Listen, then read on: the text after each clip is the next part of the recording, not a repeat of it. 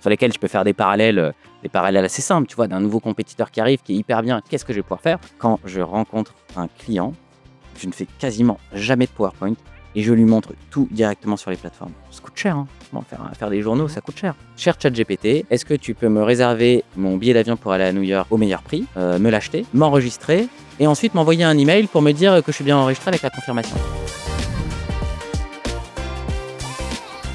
Bonjour à tous et bienvenue dans Icebreaker, le podcast d'Eskimos. Aujourd'hui, j'ai le plaisir de recevoir Paul. Paul qui est directeur délégué au digital du groupe Prisma. Bienvenue Paul. Eh ben, merci pour l'invitation. Et merci à toi. Ça me tenait à cœur effectivement de t'inviter et de t'avoir au micro parce que déjà, on va revenir, mais tu as un parcours qui est assez intéressant dans le monde de l'éditeur et des médias. Tu as aussi pour énorme qualité d'être assez vocal, c'est-à-dire que tu prends la parole, tu écris, tu produis de la connaissance et tu partages surtout cette connaissance. Tu as des prises de position et on verra effectivement que tu n'as pas ta langue dans ta poche. Et ça, c'est assez rare. Moi, j'aime bien ce type de profil. Et puis, tu es au cœur des réacteurs. C'est-à-dire que les médias, aujourd'hui, on va parler de Google Overview, on va parler de l'Argentique, on va parler également de l'annonce que vous avez faite à Cannes sur la mise à disposition finalement d'une possibilité d'acheter finalement des emplacements, des inventaires directement dans le chat GPT. Donc les médias au cœur de cette transformation que l'on vit. Et c'est hyper intéressant de t'avoir pour nous partager tout ça. Donc bienvenue. Merci, moi je suis ravi d'être ici, les locaux sont super, hyper content, moi je te suis également beaucoup, j'adore Eskimos aussi, donc ravi de passer cette petite heure avec toi. Super, on a une tradition dans le podcast Icebreaker, c'est ce qu'on appelle Touchous. On laisse 45 secondes à l'invité pour se présenter, nous dire, dis-nous voilà, qui tu es et ce que tu fais. Ouais. Enchanté à tous et puis content d'être ici. Donc je m'appelle Paul Ripart, j'ai 40 ans. Ça fait une quinzaine d'années que je travaille dans les médias. J'ai commencé plutôt, on va dire, côté conseiller stratégie. Et ensuite, j'ai évolué plutôt à chaque fois dans des régies publicitaires et des éditeurs. Donc voilà, ça peut s'appeler Metro News, TF1 et maintenant Prisma, où je dirige l'activité digitale. Donc à la fois des commerciaux et une partie technique avec la data et l'IA. Prisma, donc c'est un groupe de presse énorme, hein, c'est combien de titres ? Ouais, donc Prisma, c'est historiquement, c'est un groupe qui a une cinquantaine d'années. Donc c'est un groupe qui est plutôt établi. On ne connaît pas, ou alors assez peu, le nom Prisma. Par contre, ce que vous allez forcément connaître, c'est plutôt les magazines.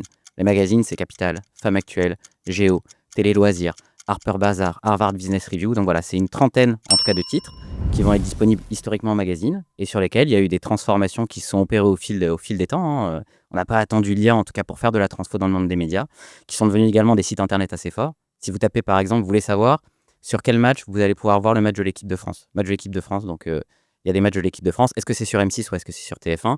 Vous tapez programme télé, vous allez arriver sur Télé Loisirs. Numéro 1 en tout cas sur Google.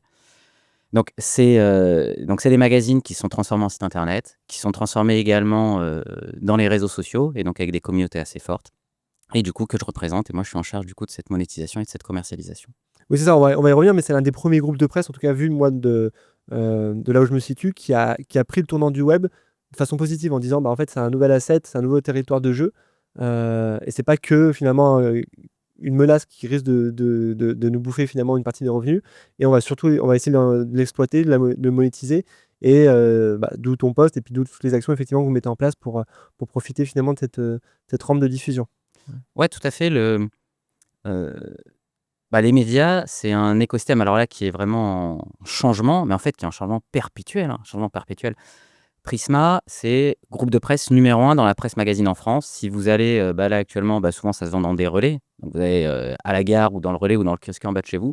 Grosso modo, c'est à peu près 40% des magazines qui se vendent en France sortent de chez Prisma. Tous les médias sont en pleine transformation. Que ce soit effectivement historiquement la presse magazine ou la presse papier, peut-être qu'on pourra en reparler en tout cas sur le lectorat. Mais c'est se dire, en tant que journaliste, voilà, c'est 300 cartes de presse chez nous. En tant que journaliste, je dois faire connaître mon contenu, le diffuser sur les bons canaux de distribution. Hier, mais encore même aujourd'hui, c'était le canal papier. Après, ça doit devenir un canal certainement digital, un canal social. Demain, ça doit être une présence du coup sur l'IA. Donc on est dans des boîtes, et moi c'est ce qui m'attire. J'ai toujours travaillé plutôt dans des boîtes dans lesquelles il fallait accompagner une transformation. Et en tout cas dans les médias, on est évidemment en plein dedans. Et puis Eskimos connaît ça par cœur, et du SEO au GEO par exemple, mais c'est accompagner cette transfo et cette monétisation. Ouais, effectivement, tu as raison de parler de la presse écrite. Moi, je fais partie de la résistance. Je suis encore abonné à 5 médias écrits, que ce soit de la news magazine, revue ciné, revue sur l'histoire, etc. Et c'est vrai que moi, j'ai un rapport assez, bon, bah, c'est bateau de dire ça, mais assez charnel à l'écrit. J'ai en train pour travailler ici, et bah, c'est un moment que je sacralise encore ce matin. Voilà, je lisais un quotidien ce matin pendant tout mon trajet, et je me discipline effectivement en me disant bah, ce temps-là, c'est du temps où je dois lire la presse écrite, quoi. Et sur une deuxième séquence, peut-être, effectivement, en amont pendant l'enregistrement de ce podcast, je t'ai demandé bah, de réfléchir afin qu'on te connaisse mieux, finalement, à nous Mmh. partager deux vérités et un mensonge. Ouais. Voilà, c'est également une séquence traditionnelle. Et puis, bah, je vais essayer de deviner un peu quel est le mensonge parmi ce que tu vas nous raconter. Bon, ça va être dur, il va falloir que ouais, je poker face C'est ça. certainement parce que ouais, tu vas être assez visuel vis-à-vis de moi. Alors, bah, effectivement, donc je l'ai préparé. Donc, je vais commencer par, le fait que j'ai été, manager au McDonald's. Donc voilà, au McDo, manager au McDo. J'ai été pendant longtemps, dans le top 10 des joueurs français d'échecs. Et un 3e élément, c'est que j'ai monté une boîte, que j'ai vendue quand j'avais 20 ans. Donc une boîte dans les jeux vidéo et qui m'a permis du coup de financer, mon premier appartement à Paris. Donc voilà, entre ces 3 éléments, bosser à McDo, Les échecs. une boîte de jeux vidéo et les échecs, Ouais. lequel est faux? Et bah, là, tu me poses une colle, quoi. Souvent, j'ai une intuition qui est souvent fausse, mais en tout cas, j'ai une intuition. Là, j'ai pas vraiment d'intuition. Le McDo, je veux bien y croire. Manager McDo, je dirais que ça, c'est juste. Et c'est vrai, c'est C'est vrai. vrai. Non, c'est McDo a sponsorisé du coup ma carrière C'est d'étudiant, ça. j'ai envie de dire. Donc, merci à McDo et puis un coucou à tous ceux qui savent ce que c'est le FCN ou qui ont 4 Mac dehors. Mais ouais, j'ai été Ouais. manager avec une belle Ah, carrière à McDo. c'est formateur. Et après, échec ou boîte, sur la top 10 échec, je dirais bien échec, j'ai bien envie d'y croire, l'échec. Ouais, c'est vrai, les échecs, alors bon, là où j'ai un peu menti, c'est que c'était toujours dans ma catégorie d'âge, mais effectivement, quand j'étais plus jeune, j'ai toujours fait les championnats de France et avec donc du coup des podiums de championnats de France. Je passais pas mal de temps à jouer aux échecs, que j'aime, du coup que j'aime beaucoup. Puis après j'ai arrêté. Je suis d'ailleurs hyper content de voir d'ailleurs, bah, là, si on se retrouve sur YouTube, que par le prisme de certains canaux de distribution, les échecs arrivent à retrouver de la coolitude, que ça soit sur 2 grands canals de coolitude, hein, sur YouTube avec des créateurs honnêtement qui sont géniaux et qui remettent du coup un peu de peps alors qu'avant c'était vraiment, vu comme un truc de geek, hein. Moi quand je jouais, c'était vraiment le truc des geeks et des nerds. Donc voilà, un peu de coolitude sur les échecs, par le prisme de Netflix aussi qui fait quand même des séries assez sympas grand public et qui remettent des échecs. Donc les échecs, c'est vrai et puis je me suis, mis à continuer à jouer. Par contre, c'est faux, j'ai pas monté de boîte du coup, effectivement dans les jeux vidéo. Et ce qui est marrant, c'est qu'il y a beaucoup d'entrepreneurs ou même dans notre écosystème qui ont un background d'échecs. Il y a des sortes de coming out qui se font en disant, un peu comme tu l'as fait là, en disant, «Tu savais, j'ai joué aux échecs», comme tu as dit, avant, il y avait un côté un peu suranné ou un peu poussiéreux de la pratique qui est de moins en moins vrai. Moi, je vois ça un peu avec le golf. Ma fille, elle fait du golf, elle a 6 ans. Et en fait, pareil, il y a beaucoup d'idées reçues, de faux semblants par rapport à cette pratique qui, en fait, est tout aussi honorable et accessible contrairement à ce qu'on pense. Et sur les échecs, est-ce que, bah, par exemple, c'est intéressant les échecs, est-ce que c'est, pareil, j'enfonce une porte ouverte, mais est-ce qu'il y a des aptitudes, des compétences qui sont propres aux échecs, en tout cas que tu as développées aux échecs, qui aujourd'hui te servent dans ton quotidien? Bah, c'est vrai que les échecs, hein, et même, bah, voilà, des fois, je revois en tout cas, l'enfant que j'ai été et qui jouait à 6 ans. C'est vrai que c'est assez incroyable, ça apprend quand même, de la stratégie, qui est quand même dingue. Il faut savoir anticiper les coups de son adversaire, prévoir énormément, planifier et après qui sont des qualités, en tout cas moi, que j'essaye d'appliquer, bah, tous les jours un peu dans ma vie au boulot, hein. Planification, anticipation, prendre en tout cas des chemins A ou B, en tout cas avoir déjà préétabli le chemin A ou le chemin B pour gagner du temps face à ça. Mais c'est typiquement en vrai, c'est ce que j'applique aux échecs quand je fais une partie, mais c'est également ce que je vais appliquer, bah, quand je suis au boulot un peu tous les jours. Peut-être ce que tu apprends pas les échecs, c'est d'évoluer dans une zone grise. C'est-à-dire que moi, je suis pas du tout joueur d'échecs, mais j'ai l'impression que c'est, très normé, très, typifié finalement, ce qui est normal, hein. C'est un sport, donc il y a des règles et c'est très encadré. Enfin, en tout cas, c'est une pratique. Je sais pas si c'est un sport, mais c'est une pratique, voilà. Sauf que dans le boulot, la vérité, c'est qu'il y a plein de fois, on doit prendre des chemins, on est sur la ligne de crête et des chemins un peu gris et cetera. Tu dois sortir du cadre, c'est-à-dire qu'on doit sortir, on doit penser, en dehors de la boîte, quoi, comme on dit. Ouais. Hem, Ouais, ouais, bah, c'est assez vrai parce que, bah, de toute façon, les échecs, ça joue sur 64 cases. Bah, quoi qu'il arrive, je pourrais pas prendre la pièce et aller me déplacer, jouer avec. Mais par contre, il faut quand même avoir également, en tout cas, on imagine à chaque fois des coups de la part de son adversaire. En tout cas, qu'on essaye de planifier très en amont. En plus, on a un temps qui est, imparti pour prendre ses décisions. Donc on essaye d'anticiper les coups donc du coup pour aller plus vite. Et puis des fois, en fait, qu'est-ce qui se passe? C'est que ton adversaire joue un coup que tu n'avais pas du tout anticipé. Soit c'est un coup excellent qui te met mal et tu dis: «Waouh, je suis en posture un peu, défensive, qu'est-ce que je vais pouvoir faire?» Voilà, sur lesquels je peux faire des parallèles assez simples, tu vois? D'un nouveau compétiteur qui arrive, qui est hyper bien, qu'est-ce que je vais pouvoir faire? Ou soit même ton adversaire fait un coup qui est complètement foireux et c'est comment est-ce que moi je vais également arriver à en profiter? Donc voilà, effectivement, souvent, ton adversaire a des niveaux un peu élevés et toi, si tu arrives à bien, en tout cas à bien anticiper ça, tu arrives à anticiper ses coups, en tout cas, enfin, les coups plausibles, mais des fois, ça peut sortir complètement de ce que tu avais imaginé et c'est voilà, comment tu arrives à te remettre en selle, à reimaginer la suite, alors que le coup était pas celui que tu avais planifié. Donc c'est vrai qu'on est dans un cadre qui reste quand même assez normé, hein. C'est un jeu, c'est des cases, c'est des règles qui existent et qui sont préétablies, mais des fois, il faut quand même savoir, ouais, faire un pas de côté suivant, le coup qui va être joué par ton adversaire. Je continue à filer ta métaphore. Donc on enregistre, on est en juillet.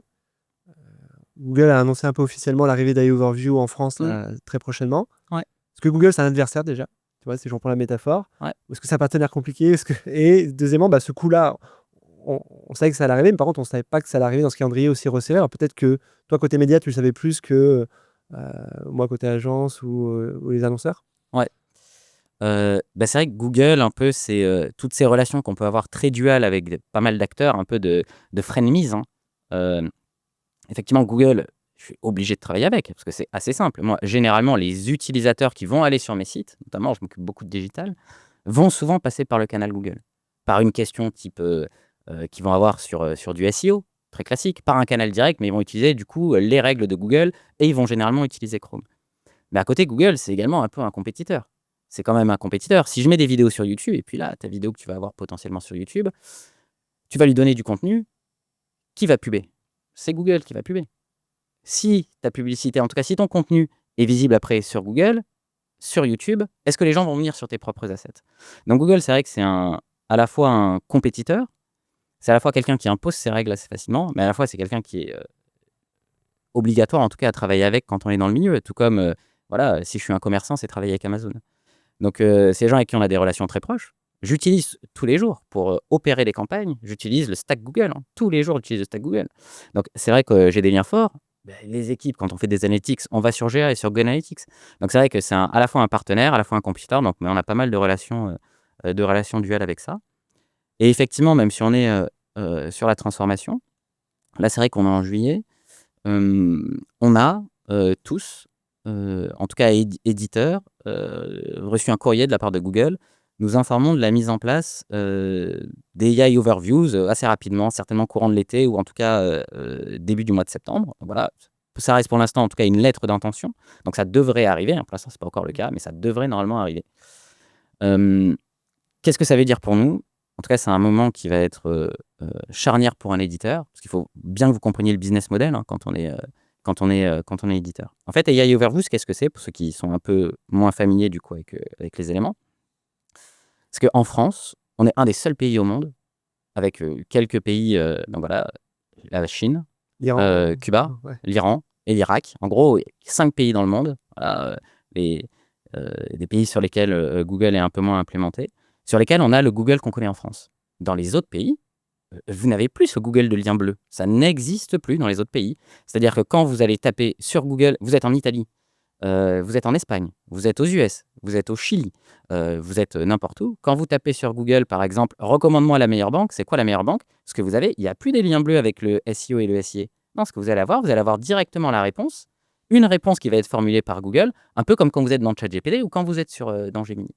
Et en fait, ce qui va se passer, c'est que vous avez directement la réponse à l'intérieur.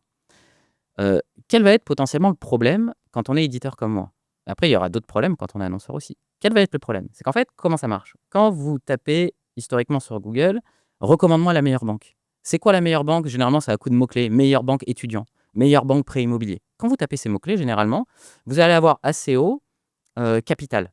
Capital, c'est un de mes sites sur lesquels, effectivement, un journaliste a fait une enquête et vous a recommandé, du coup, la meilleure banque suivant votre profil.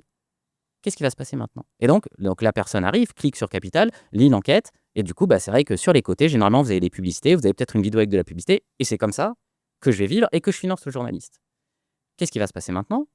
Vous tapez sur Google «meilleure banque pour un étudiant», vous allez avoir directement, il y aura peut-être écrit, je sais pas moi, Boursobank par exemple, directement ça va être Boursobank qui va être, écrit Et en fait, la personne n'aura plus besoin d'aller sur Capital. Et le problème qui se passe, c'est comme la personne ne va plus sur Capital, ben moi, j'ai plus d'argent. Parce qu'en fait, mon business model, en tout cas sur le digital, c'est un business model publicitaire. Donc, c'est de la visite. J'ai plus de visite, j'ai plus d'argent. Comment est-ce que je paye mon journaliste? Il y a effectivement un gros problème qui va se poser, en tout cas de business model. Ce qui fait que pour l'instant, d'ailleurs, AI Overviews n'est pas encore mis en place. Mais c'est pareil, et puis après, on va parler des solutions. Parce que là, on peut voir le problème. C'est comme ça, en tout cas, qu'il est présenté dans les médias. Moi, je trouve que c'est plutôt, en vrai, une excellente opportunité pour les médias. Mais ça va être la même chose pour les annonceurs. Pour les annonceurs, avant, vous aviez, entre guillemets, de la chance de pouvoir faire du SIA.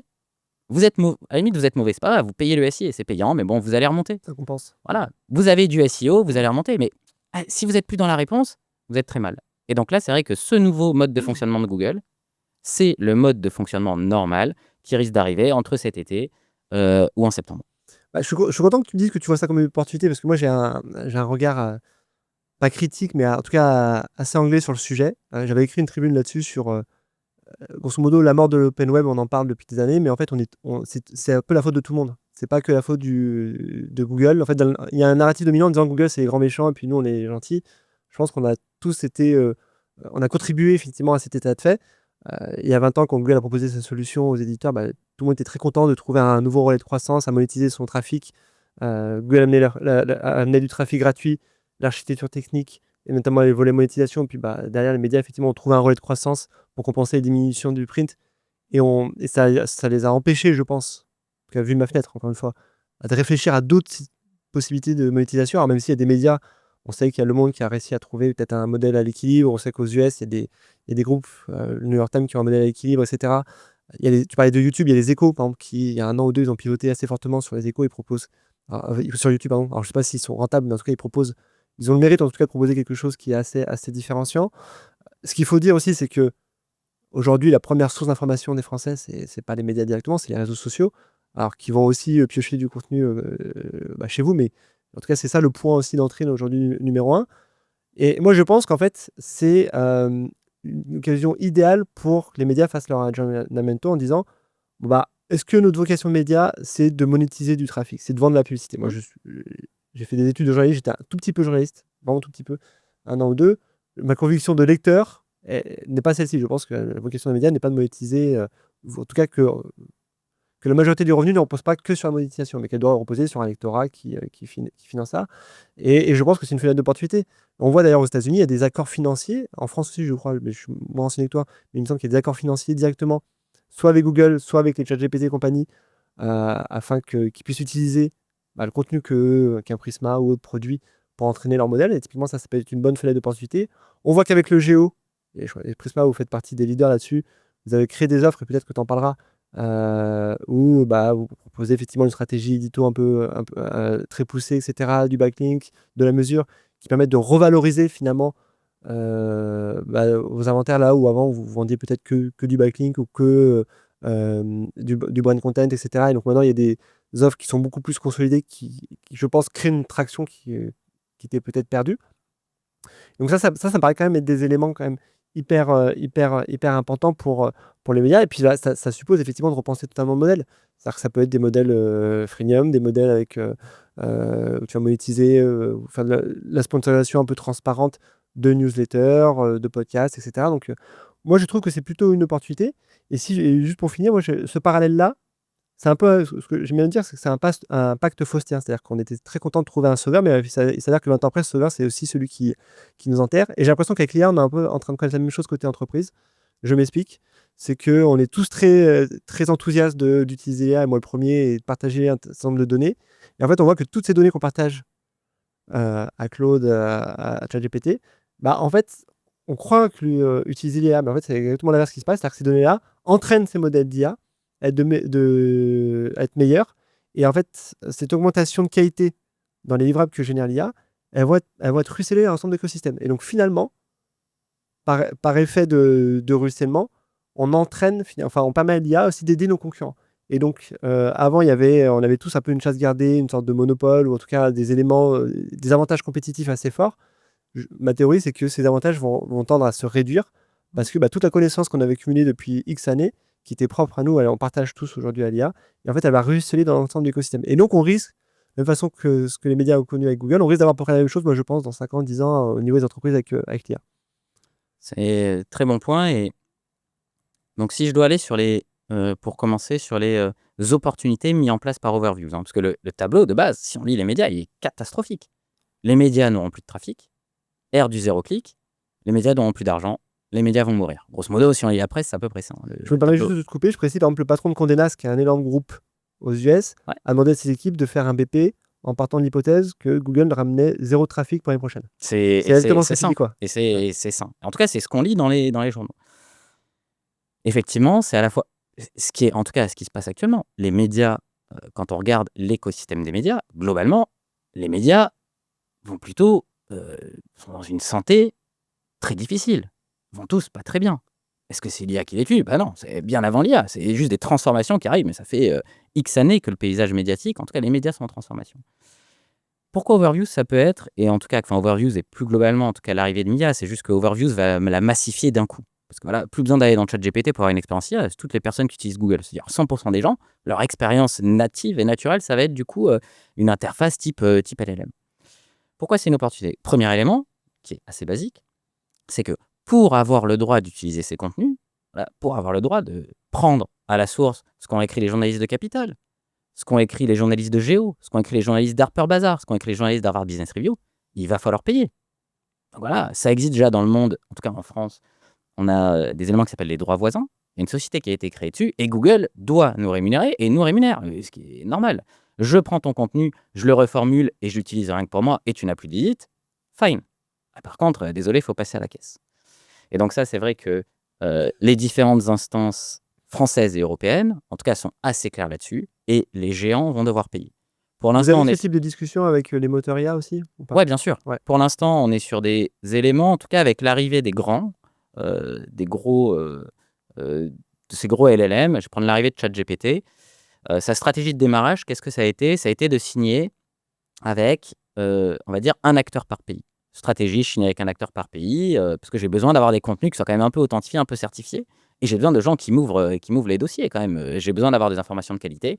Donc voilà, donc ils ont pris une personne, ils ont vu quelques personnes et ils ont fait un espèce d'appel d'offres, on va dire, un petit appel d'offres, hein, pas très clair, soyons honnêtes, hein, c'est pas un appel d'offres de la fonction publique, hein. Et ils ont choisi en tout cas de travailler avec Le Monde, avec Le Monde en France, qui a signé du coup de son côté un accord pour permettre à ChatGPT de venir crawler et d'avoir accès à ces contenus et que du coup, ChatGPT raconte pas n'importe quoi quand on parle notamment d'actualité.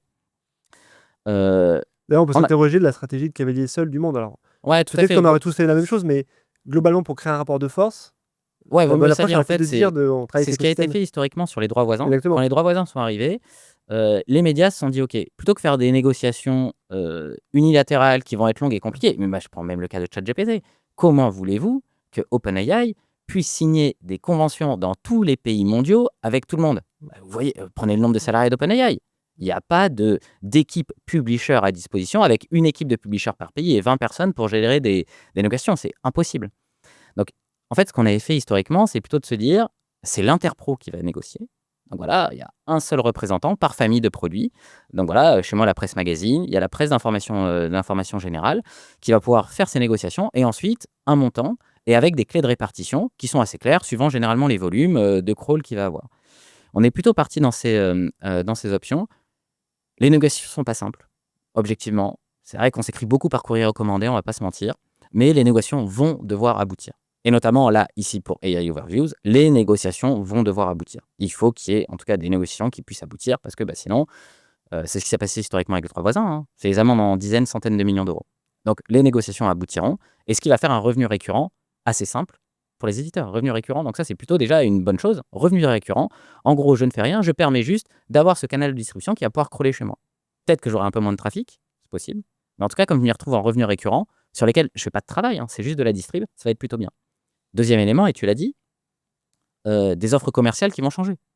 Offre Géo. Qu'est-ce qui va se passer? Celui qui va être également embêté par l'arrivée du coup des moteurs d'IA générative et des overviews, c'est beaucoup les annonceurs. Et quelle est la meilleure banque? Voilà, si ça met bourse aux banques, je suis le LCL, je suis mal. Qu'est-ce que je vais faire pour essayer de dire il faut que ChatGPT dise que c'est LCL? Grosso modo, l'étape la plus simple, il faut aller voir les médias. Donc, il faut aller voir les médias, Ou il faut acheter Eskimos. des offres. Ou Eskimos, bien sûr, bien sûr. Et Et les Eskimos 2, travaille. on peut voir les 2. Voilà, Eskimos, en tout cas, il y a deux éléments. Généralement, vous avez une partie très C'est ça. technique, de spécialistes techniques. Ouais. Du coup, Global. là, c'est votre agence qui va gérer la technique, c'est Eskimos. Mais je ne vais pas gérer la technique. Rien à voir. Donc, c'est Eskimos qui va être des spécialistes SEO qui vont être des spécialistes géo. Et après, d'un autre côté, pour vous aider, Pas vous allez avoir les distribuer. médias. Ouais. Et donc, là-dessus, il n'y a pas d'autre choix. Donc ça, je vais avoir d'un coup pas mal d'éléments. Et au global, tout ce que ça va me dire, c'est quoi? C'est que les médias vont également pas mal se transformer. Qu'est-ce qui est mis en avant là-dedans? C'est le travail de journaliste. C'est le fait d'être bien référencé par des éléments. Et in fine, en fait, ce que tu vas vendre, c'est l'autorité de tes sites. Si on est dans le monde du SEO, c'est ton EAAT que tu vas avoir. C'est vraiment cette autorité que tu vas avoir et que tu auras pu faire, du coup, par le prisme des journalistes. Et c'est, je trouve, plutôt pas mal. Que le but, tu te dis, moi, quand je suis un média, la force d'un média, en vrai, c'est pas sa régie publicitaire. Non, c'est ses signatures, c'est ses articles de fond qui vont pouvoir être mis en place. Et c'est ça, en fait, in fine, que tu vas acheter. C'est la force d'un média, la crédibilité d'un média, et qui va être d'autant plus nécessaire, en tout cas pour tout le monde, à l'heure de l'IA. Nécessaire. Tu vois une info, plus personne, même moi, je suis dedans. T'es dedans, on connaît bien le truc.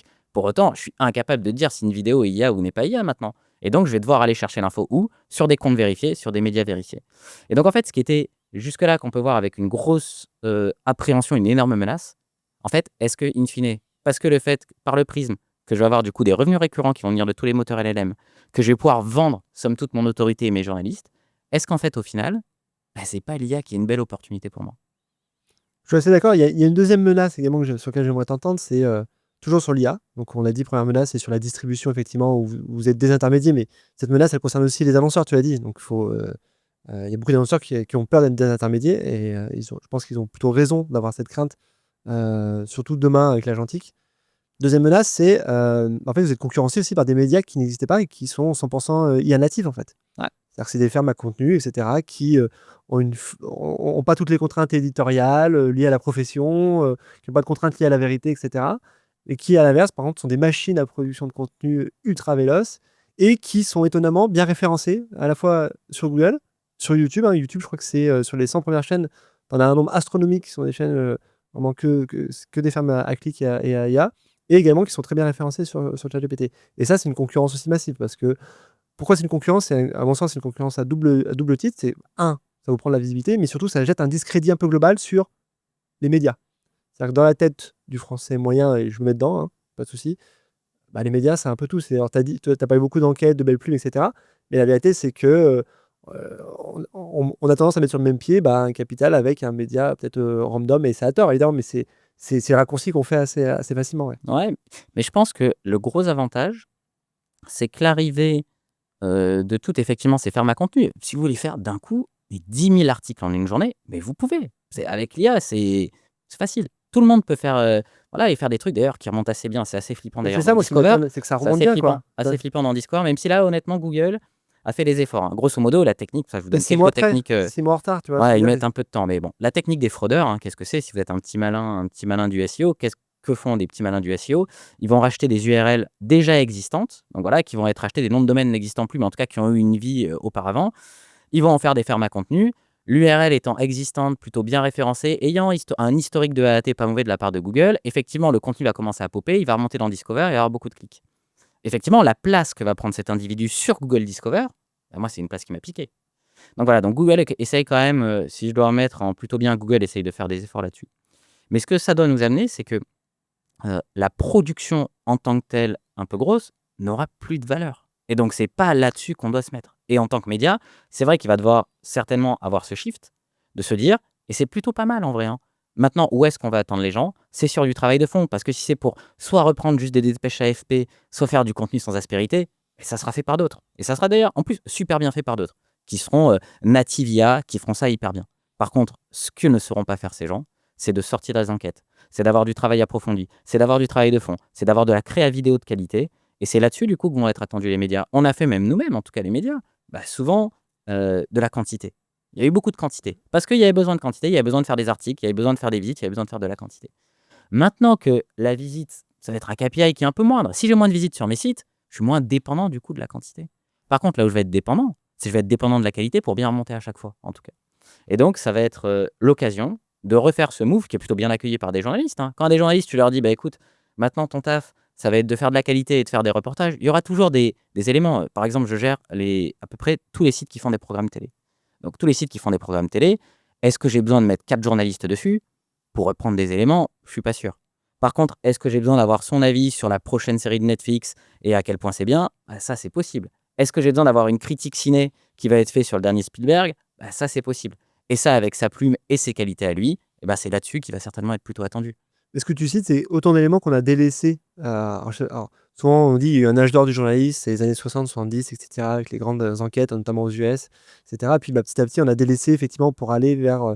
Il fallait être rapide, il fallait être réactif, et puis il faut aller ce vers quoi les gens cliquent, hein. C'est-à-dire que moi, je me méfie toujours du décalage entre. Quand tu interroges les gens, il y a 60 millions de personnes qui regardent Arte en France, si tu veux. Mais la vérité, c'est que c'est pas ça. Et donc, c'est vrai qu'il y a. Tout le monde te dit: ah ouais, c'est super des enquêtes, c'est super du format long, c'est super effectivement de l'investigation. La vérité, c'est que ce format-là, aujourd'hui, c'est incarné par des médias comme Mediapart, etc. Alors, je crois Ouais. que Mediapart est rentable, mais c'est Mais pas, c'est un c'est pas 5 business millions de model. Français qui Ouais, sont tout à abonnés fait. à Mediapart. Ouais. Donc, je sais pas à quel point c'est scalable ce modèle-là. Tu vois, c'est Ouais. là où je m'interroge.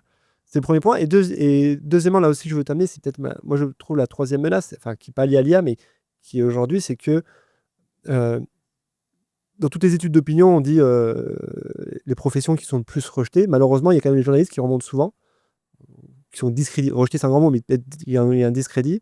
Il y a des juges, il y a les politiques, etc. Il y a sûrement le marketing aussi, je me mets dedans, il n'y a pas de souci. Et en fait, j'ai l'impression que de plus en plus, la parole de Madame Michu, elle a de plus en plus de valeur par rapport à la parole de l'expert qui travaille chez Capital et dont c'est le métier depuis 30 ans. Ouais, bien sûr, bien sûr. En tout cas, c'est un vrai point, je pense, d'interrogation pour tous les médias. En tout cas, essayer de réconcilier un peu les gens avec les médias. Et là où je suis d'accord avec toi, c'est que de toute façon, il faut vivre avec son temps. Mais je vais vous prendre par exemple un, un élément, tu vois, très factuel sur ce qu'on fait chez Prisma. J'ai des marques qui sont des marques historiques, avec des plumes de qualité. Voilà, on a parlé de certaines, un Capital, un Harper Bazaar, un Harvard Business Review.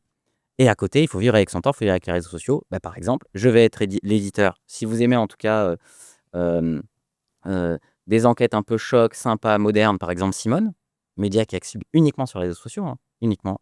Si vous aimez le MMA, Hypercute MMA. Donc voilà, vous avez notamment sur TikTok, ça s'appelle Hypercute MMA. Tu sais que j'étais journaliste de MMA il y a 10 ans, hein, je Ah crois. bah Voilà, alors, tu je vois. te conseille de Ouais. suivre Hypercute MMA. C'est ça. Voilà, Hypercute MMA qui vit à peu près uniquement sur TikTok. C'est Prisma aussi, hein. Ouais. C'est Prisma, en fait, c'est une nouvelle forme de narration. C'est des nouveaux éléments qui ne vivent du coup que sur les réseaux sociaux. Vous allez avoir comme ça une quinzaine du coup de nouveaux médias qui ont été montés uniquement pour le social. Et voilà, et c'est peut-être en même temps une belle opportunité, mais c'est en même temps une des difficultés des médias. En fait, comment et pour venir dessus, c'est qu'en fait, toutes les révolutions qu'on connaît dans les médias, et toutes les révolutions qu'on a fait, en fait, c'est pas une révolution qui chasse une autre. Il y a du print, les gens après ont bougé vers le web, vers le social, là maintenant peut-être vers l'IA. Mais en fait, le print, il existe toujours. Le web, il existe toujours. Alors même s'il y a un déclin, il existe toujours. Et en fait, la difficulté qu'on a, et qui est assez dure, c'est qu'en fait, il faut continuer. Et en fait, c'est des couches qui se superposent. Il faut continuer à avoir des journalistes sur le print. Il faut continuer à avoir des contenus sur le web. Mais il va falloir se mettre également sur le social, avec une nouvelle forme de narration, des nouveaux éléments qu'on doit mettre. Et c'est ce qui rend des fois le métier un peu plus compliqué. C'est qu'en fait, on ne coupe pas des éléments, mais en fait, on en rajoute. Et voilà, donc c'est arrivé à ne pas, on va dire, inflater trop la boîte, parce que il faut des spécialistes. La façon dont tu vas raconter des histoires sur les réseaux sociaux, souvent, c'est d'autres types de journalistes que tu vas avoir, ou en tout cas d'autres éléments de narration. Et voilà, c'est la difficulté. Et la difficulté qu'on a plus particulièrement maintenant, c'est que les révolutions avant se faisaient sur des temps qui étaient quand même plutôt longs, pour passer du print au web, au social. Maintenant, les révolutions, ça dure 2 ans. Ça dure 2 ans. Les gens se sont à peine mis dans les rédacs à faire du social, à savoir faire des montages pour les sociales, que maintenant on se dit, ah non, et maintenant, ta priorité, c'est de remonter surtout en géo. Et c'est de te remettre sur l'écrit, savoir faire de l'écrit. Ou si tu te mets sur la vidéo, c'est de savoir faire ta bonne vidéo avec ton bon transcript et tes bonnes métadescriptions dans YouTube. Et c'est un peu ça qui est aussi un des gros travaux qu'on doit faire. C'est d'arriver à accompagner ces révolutions et ces changements, mais sans pas couper complètement. Les gens, ils ont toujours envie de retrouver leur capital chez le kiosque en bas. Après, ce que j'observe aussi, c'est une autre, je sais pas si c'est une autre menace, mais en tout cas, c'est une autre lame de fond. J'ai tendance à voir qu'il y a une personnalisation assez forte finalement de l'information. De plus en plus, c'est-à-dire avant, on était très orienté. Avant, chaque famille était abonnée à son canard, écoutait telle radio, c'était sanctuarisé. On changeait pas. Voilà. Aujourd'hui, on dit plutôt, j'ai vu le journal de machin, j'ai Sur le réseau, j'ai vu Hugo Décrypte, etc. Donc il y a une personnalisation assez forte et je me dis à quel point les médias, le groupe média, effectivement, peuvent répondre à ça. Et là-dessus, bah, voilà, j'imagine que vous essayez de faire monter, effectivement, ou valoriser des top profils. Et après, le deuxième point, c'est que je pense qu'il y a quand même une. Comme on dit, il y a une pente quand même aujourd'hui qui se répète chaque fois, et même avec l'IA. Et cette pente-là, c'est la monétisation. Je prends deux exemples. Aux États-Unis, alors je crois que c'est pareil, c'est Wall Street Journal, mais je ne veux pas dire de bêtises, ou peut-être le New York Times, l'un des deux. Je crois que c'est le New York Times, pardon, qui a un modèle à l'équilibre. Et en fait, une grande partie des abonnements qu'ils arrivent à vendre repose non pas sur la lecture des enquêtes, mais repose sur la partie jeu. Parce qu'ils sont très réputés sur le fait, effectivement, de proposer des jeux qui soient très avancés. Et donc, en fait, c'est grâce aux jeux qu'ils arrivent à financer leur bataillon de journalistes et donc des enquêtes au long cours. Mais si tu enlèves les jeux, bah, c'est un média, effectivement, qui devient rentable. Deuxième exemple, c'est ChatGPT. ChatGPT, effectivement, pendant 3 ans, Sam Altman a dit on veut surtout pas monétiser, mettre de la pub, c'est vraiment un truc de ringard qui contrevient au modèle. L'équation économique étant ce qu'elle est, le réel fait mal. Et ils ont, comme tu sais, ils ont introduit la monétisation en janvier ou février de cette année. Et donc, tu as l'impression de te dire, bah, en fait, peu importe ce que tu proposes, à un moment ou à un autre, tu reviens à la monétisation bête et méchante parce qu'il faut trouver une équation économique et on n'arrive pas à sortir de ça. Bah, moi, je viens de la pub et je fais de la pub. Et c'est vrai que j'aime profondément la pub et j'aime profondément ce business. Effectivement, à un moment donné, il y avait une mode, en tout cas, qui était la mode sur l'abonnement. Bien l'abonnement aussi, hein. Historiquement, bah, pour le papier, une grande partie des gens sont des abonnés chez nous, hein. Donc sont des abonnés parce qu'ils veulent recevoir, notamment pour les magazines télé, on veut recevoir son magazine télé toutes les semaines, par exemple, et donc c'est de l'abonnement. Mais moi-même, quand j'observe juste en tant que citoyen, je trouve ça dingue. Avant, pour écouter de la musique, c'était gratuit. Maintenant, il faut payer un abonnement à Spotify. Pour avoir accès à des news, avant c'était gratuit. Maintenant, il faut payer son abo au Figaro. Quasiment tout est en édition abonnée sur le Figaro ou sur Le Monde. C'est que de l'édition abonnée. Avant, regarder la télé, c'était gratuit. Maintenant, il faut s'abonner à Netflix et cumuler les abonnements. Les gens ne vont pas pouvoir cumuler des abonnements. En plus, là, bah, on parle en tout cas des difficultés des Français. Cord cutting, c'est juste pas possible. On va pouvoir payer des abonnements sur peut-être 1 ou 2 leaders, mais après, c'est pas possible de cumuler en tout cas une somme d'abonnements.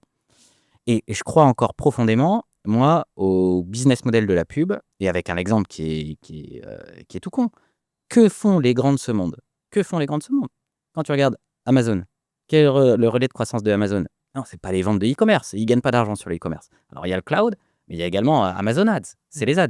50 milliards, ChatGPT. ouais, c'est énorme. ChatGPT, il a besoin d'argent. Où est-ce qu'il va le trouver, ChatGPT? C'est pas dans ses abonnements à 20 € qu'il va trouver sa rentabilité in fine, et en tout cas ses sources de profit. C'est de la publicité. Netflix, ça plafonne à un moment donné. Tout le monde peut pas s'abonner à Netflix. Qu'est-ce qu'on va faire? De la publicité.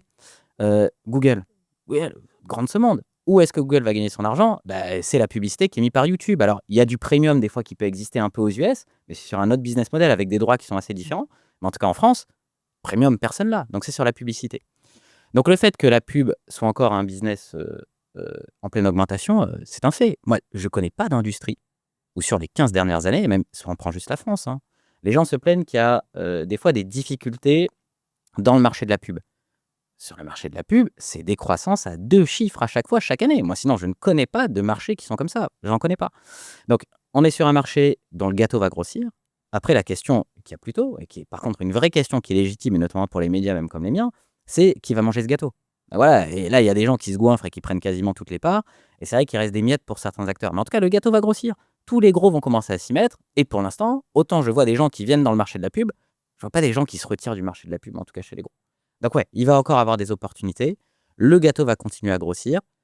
Après, voilà, la question est comment moi j'arrive également à prendre une petite part à l'intérieur quand, bah, du coup, c'est les grands de ce monde qui se sont mis également sur ce business. C'est ça, il faut rappeler 2-3 chiffres, hein. La pub, c'est entre 1 et 1,5% du PIB mondial. Donc c'est pas neutre comme secteur d'activité. Tu as dit, c'est un secteur en croissance. C'est ça qu'on a souvent le discours, on nous demande de faire plus avec moins de budget. C'est factuellement faux. C'est-à-dire qu'en moyenne, les budgets publicitaires, en France en tout cas, ça augmente entre 5 et 10% chaque année. Là, la croissance n'augmente pas. Donc, c'est-à-dire que les budgets pub augmentent beaucoup plus rapidement que la croissance de revenus qui est générée dans l'écosystème professionnel français. Donc, ça, c'est quand même un critère important. Par contre, 3/4 de cette valeur, en tout cas ces augmentations, aujourd'hui, elles sont captées par les GAFAM. Tu les as cités. Il y a d'autres acteurs qui se mettent à la pub. Il y a des Walmart qui se mettent à la pub. Bien sûr. Il y a des Uber qui se mettent à la pub. Et c'est des lignes de revenus qui ne sont pas neutres, hein, ça se compte en milliards. Donc, tu as dit, effectivement, il y a une spirale à la monétisation qui est assez globale. Et ce qu'on voit, c'est que l'open web, et dedans je mets les éditeurs, hein, c'est en capte une partie de plus en plus faible, en tout cas sur le territoire francophone, alors qu'il y a de plus en plus d'acteurs dans ce petit marché, entre guillemets, qui essayent effectivement de jouer des coudes. Je reviens d'abord sur ton profil, on l'a évoqué rapidement, mais tu as fait toute ta carrière chez les côté éditeur.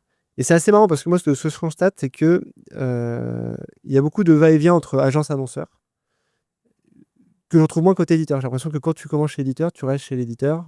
Quand tu commences chez les médias, tu restes chez les médias. Il y a peu, comme ça, de passerelles de l'un à l'autre ou de l'un vers l'autre. Il y a quoi de spécifique dans ce monde-là, alors? Euh, moi, c'est un monde que j'aime profondément. Là, ici, on tourne à Boulogne, par exemple. Et moi, je me souviens, par exemple, la première fois que je travaillais pendant pas mal de temps chez TF1. Première fois que j'arrive chez TF1, quand tu passes chez TF1 et que tu passes les couloirs, donc à la tour, tu vas passer devant. En dessous de toi, tu as le plateau de LCI avec tous les invités de LCI et LCI qui va tourner. Tu vas continuer à faire le plateau. Tu vas voir le plateau du 13h. Si tu viens souvent un peu le week-end, tu vas voir le tournage de Téléfoot. Donc voilà, c'est un métier qui est quand même assez incroyable. Pouvoir vivre avec les journalistes, faire une conf de rédac, aller assister, même le 13h. Le 13h, ou le 20h, c'est hyper impressionnant. C'est du live, voir comment c'est fait. Une fois qu'on a commencé à goûter ça, à être proche de journalistes, ici, moi, je suis dans le print, faire des confs de rédac, c'est impressionnant. C'est impressionnant d'être au milieu des journalistes et se dire, si on veut voir un peu un bon côté, même, je fais de la pub, hein, je chauffe pas le monde, hein. Honnêtement, je chauffe pas le monde. Mais en tout cas, se dire, putain, c'est plutôt cool. Je ramène de l'argent qui va servir à ce qu'il y ait des journalistes qui puissent taffer et faire leur boulot, qui puissent, si on est par exemple chez M6, à diffuser la Coupe du Monde en gratuit, c'est quand même plutôt bien. À avoir accès à l'information pour pas mal d'éléments. À avoir le fait qu'on puisse se regarder, par exemple, un petit Fort Boyard en famille, c'est quand même plutôt sympa aussi. Et quand on est dans cet écosystème, on se dit que quand même c'est assez chouette. On croise quand même pas mal de gens connus qui viennent se faire interviewer.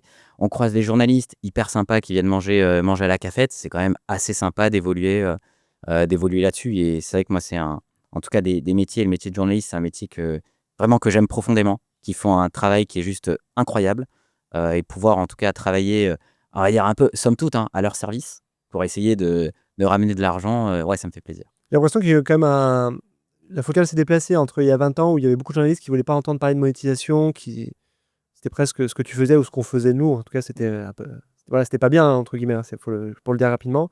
Et aujourd'hui, j'ai l'impression que tout le monde a acté un peu cet état de fait et ils savent très bien que tu es un rouage essentiel finalement pour la pérennité du média. Aujourd'hui, c'est bien accueilli, effectivement, quand tu interviens.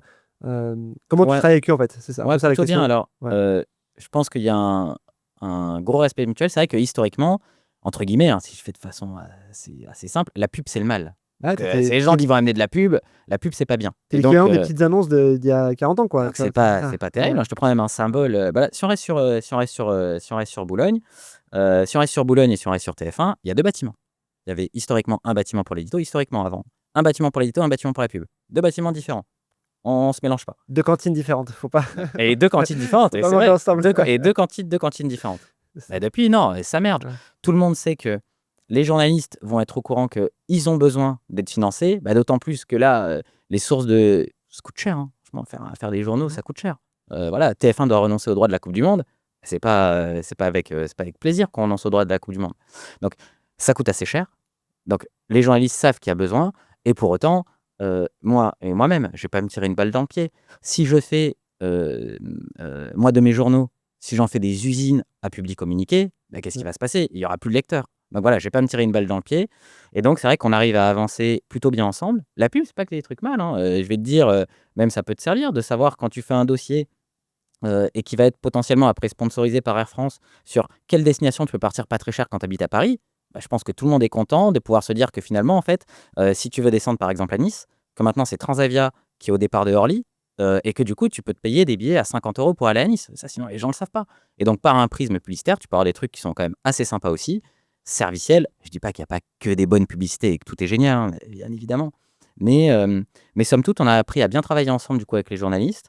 Et je pense que de plus en plus, maintenant, les journalistes sont conscients qu'il y a besoin de pouvoir payer des salaires et puis de pouvoir payer des reportages. Ouais. Ouais, puis c'est schizophrénie qu'il y a pu avoir au démarrage, elle existe aussi côté électorat. C'est-à-dire que l'électorat va se plaindre de la publicité, mais n'est pas prêt. C'est-à-dire le deal inverse, c'est-à-dire il n'y a plus de publicité, mais du coup, il faut que tu finances toi avec tes propres deniers l'accès à l'information, et ils ne sont pas prêts non plus à le faire, en tout cas très peu. Et donc, on est toujours dans cet entre-deux.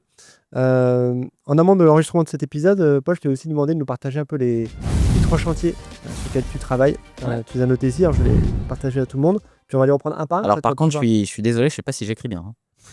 Il écrit mieux que moi déjà, donc c'est une galère, mais je vais les reprendre. Le premier, c'est réussir l'ère du zéro clic. Alors, tu en as un peu parlé, mais concrètement, c'est qu'est-ce que Prisma a mis en place ou va mettre en place effectivement pour adresser ce sujet. Bah ouais, c'est vrai que je vais prendre le cas, il y a 4 ans, 70% de la monétisation, c'était du digital.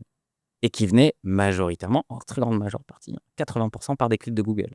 Du Discover aussi. Ouais, par du Discover qui arrivait, là maintenant qui est grosse source de Maintenant, trafic, c'est mais gros, ouais. historiquement par le SEO un peu classique, qui était juste énormissime. J'ai moins de trafic direct moi, sur mes sites que peut avoir par exemple Le Monde ou le Figaro. Il faut apprendre à vivre sans cet argent. Ça représente 70% de l'argent de la boîte. 70%. Et il faut, comme tu l'as dit de façon très saine, il faut se dire, maintenant potentiellement, c'est 70% de l'argent de la boîte, ils vont partir en fumée. Ok, Paul, qu'est-ce que tu fais? On veut garder la qualité de service, voire même on veut upgrader le service, avoir des articles qui soient mieux. Paul, qu'est-ce que tu vas faire? Et donc là, c'est arrivé à détailler ma strat pour essayer de m'en sortir. Il faut que je ramène toujours 70% du chiffre d'affaires de la boîte. Il faut que je ramène, sauf que je n'aurai plus les visites qui viennent de Google. Il y a des techniques à faire sur AI Overviews. Il va falloir que je réussisse bien mes négociations avec les principaux LLM, avec des négociations qui sont assez tendues. Mais donc voilà, donc j'ai un changement hyper important et brutal et qui arrive vraiment d'un coup, qui est à faire sur la boîte. En tout cas, la baisse structurelle du print, ça aura mis du temps. Baisse structurelle, 3-4% par an. Là, d'un coup, potentiellement, l'arrivée des overviews dans pas mal de pays, je vais perdre 25, 30, 40% de mon trafic d'un coup. Potentiellement, je vais perdre 25, 30, 40% de la monétisation d'un coup. Il faut que je trouve le produit qui, demain, va remplacer ces 25, 30 à 40%. C'est quoi les pistes, justement? Est-ce que tu te dis, sur ces... Il y a un tiers qui va être repris grâce aux négociations sur Overview, il y a un tiers qu'il faut aller chercher chez le lectorat, il y a un tiers chez l'annonceur avec peut-être des événements à créer, des... Ouais, c'est un peu ça. Et surtout, donc effectivement, il y a les négos à réussir. Les négos, c'est quand même assez important. Les négos, c'est assez important et c'est vraiment c'est de l'ARR. Donc voilà. Mais ça, j'ai l'impression que j'ai le sentiment que c'est le plus dur, mais le plus facile. En tout cas, c'est le plus prédictible. Parce que c'est un rapport de force. Tu sens que Google et compagnie veulent quand même passer pour les gentils. Donc, je pense qu'à un moment ou à un autre, ils vont lâcher. Ouais. Donc ça, tout à fait. Donc, c'est de l'argent qui va arriver et qui demande, entre guillemets, peu d'investissement. Voilà, en fait, c'est juste un canal de distribution. C'est de la marge pure. Donc là, c'est plutôt pas mal. Il va falloir arriver à faire switcher les personnes aussi sur des offres géo. C'est tout nouveau. Arriver à former, à travailler du coup sur ces offres géo. Ça, c'est du coup évidemment éminemment stratégique. Mais il n'y a pas trop de résistance, moi, je trouve. En tout cas, sur beaucoup de clients qu'on accompagne, je trouve qu'ils ont... Il y a un an, je n'aurais pas dit ça, mais aujourd'hui, je le dis. Je trouve qu'ils ont switché cette année. Ouais. Et ils ont switché, ils ont compris le paradigme, ils ont compris effectivement que ce n'était pas la même chose qu'il y a 2 ans, etc. Il y a des budgets qui existent, qui n'existaient pas il y a un an sur ce article-là. Je ne sais pas si tu as le même ressenti, le retour. Ouais, bien sûr. Bien sûr, là, c'est devenu, ça va faire quasiment un an qu'on a lancé nos offres géo. Donc voilà, alors je dis pas que c'est industriel, mais en tout cas, on commence à être dans une phase où on a un retour d'expérience qui est quand même assez gros. Voilà, c'est une 40aine de campagnes qui sont vendues avec à chaque fois pas mal d'articles en tout cas qu'on va créer. Et moi, ce qui me fait dire qu'on est dans la bonne direction, c'est que les clients reviennent. Les clients reviennent. Une fois qu'on a goûté au fait de bien remonter du coup à l'intérieur d'un chat GPT ou d'un Gemini, on se dit ok, moi la position que j'ai, c'est un peu comme du SEO. Somme toute, ça va être des fils rouges. C'est des fils rouges. Le SEO, c'est un fil rouge annuel, c'est pas un one shot qu'on fait sur du SEO. Sur le géo, c'est pareil. Avec l'avantage, moi je trouve, et même pour les clients, c'est la rapidité de mise en œuvre. Le SEO, c'est quand même vraiment une course de fond. Faut être un marathonien. C'est pas d'un coup, t'as toujours ton client qui te dit je vais être en première position dans 2 semaines. Le truc n'arrivera jamais. Sur le géo, c'est vrai que les positions se prennent plus rapidement et en tout cas au visuel un peu du client, il va pouvoir se voir. Et donc ça fait partie en tout cas des forts relais de croissance qu'on va avoir. Et surtout après, ça va être entraîner la boîte, grosso modo, vers le fait, ce que je te disais sur cette partie un peu éditoriale, d'être une boîte de qualité. Et en fait, être une boîte de qualité, être une boîte de confiance, qu'est-ce que ça va faire également aussi beaucoup? C'est vendre des opérations spéciales. En fait, arriver à s'associer, on va devenir des vraies marques, arriver à s'associer à la marque. Donc c'est quoi? C'est des podcasts co-brandés, enfin coproduits, c'est des événements physiques coproduits? C'est exactement ça. C'est des événements. Là, vous avez par exemple, pas mal de pop-up stores. Donc, vous avez un pop-up store cuisine actuelle qui était en place. Vous avez un café qui s'appelle le Néon Café. Vous avez un hôtel qu'on lance aux US avec une salle de sport à l'intérieur. Et c'est des vraies marques, en tout cas, qui vont être lancées. C'est des événements qu'on va faire. C'est travailler du coup directement avec les marques, qu'elles puissent profiter du coup de notre autorité à travers de la production vidéo et à travers des éléments comme ça. Parce Donc, que c'est c'est la là le force de. paradoxe qui est intéressant, c'est que à la fois les journalistes, il y a une sorte de discrédit un peu global, mais par contre, à l'inverse, il y a une reconnaissance d'autorité assez forte vis-à-vis des marques médias, de Ouais, la tout part à de la fait. population. Et tu l'as dit, hein, effectivement, sur tes différentes marques de ton portefeuille, bah, tout de suite, il y a c'est un peu le tampon vu à la télé où j'étais cité par Ouais, Capital, bah, quoi. recommander, par Ouais. exemple, je fais de la voiture et je suis dans l'électrique et ben, en tout cas, pouvoir travailler là-dessus avec Géo et avec, en tout cas, des influenceurs ou des journalistes qui vont travailler pour Géo. Le mec de Géo, en plus, le fait, souvent avec grand plaisir. Si la marque est effectivement réellement verte, elle fait du bien, le mec sera hyper content, en tout cas, de pouvoir travailler avec. Donc, c'est vrai que ça va être, en tout cas, alors pas une nouvelle ligne de revenus, mais en tout cas, un élément sur lequel on va devoir accentuer.